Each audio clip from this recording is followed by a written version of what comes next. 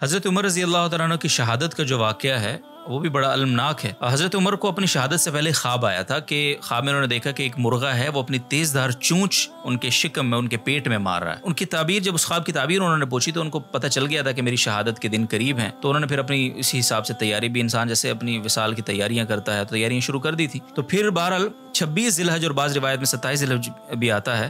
23 ہجری کا یہ سال تھا، اور حضرت عمر رضی اللہ تعالیٰ عنہ فجر کی نماز میں تھے کہ ایک ابو لولو فیروز نامی مجوسی بدبخت نے چھرا گھونپا آپ کے پیٹ میں، اسی طرح جس طرح خواب دیکھا تھا حضرت عمر نے۔ اور اس دوران صحابہ کرام جو صف میں پیچھے کھڑے تھے انہوں نے ظاہر مزاحمت کی کوشش کی، تو اس مزاحمت میں 7 سے 8 صحابہ کرام بھی شہید ہوئے۔ بہرحال یہ زخم بہت گہرا تھا چونکہ حضرت عمر کا، تو فوری طور پہ تو آپ شہید نہیں ہوئے، آپ کی شہادت پھر ہوئی ہے 1 محرم الحرام کو 24 ہجری، یعنی ظاہر سال چونکہ بدل گیا تھا، سال کا پہلا دن اسلامی سال کا 24 ہجری یہ بنتی ہے، تو حضرت عمر رضی اللہ تعالیٰ عنہ نے جان آفرین کے سپرد کی اور ظاہر مدفون ہوئے وہاں آپ علیہ الصلوۃ والسلام کے پہلو میں۔ تو کیا خوبصورت ان کو جگہ ملی، ہمیشہ کے لیے اپنے محبوب کا ساتھ ملا۔ کہنا یہ چاہیے کہ پہنچی وہیں پہ خاک جہاں کا خمیر تھا۔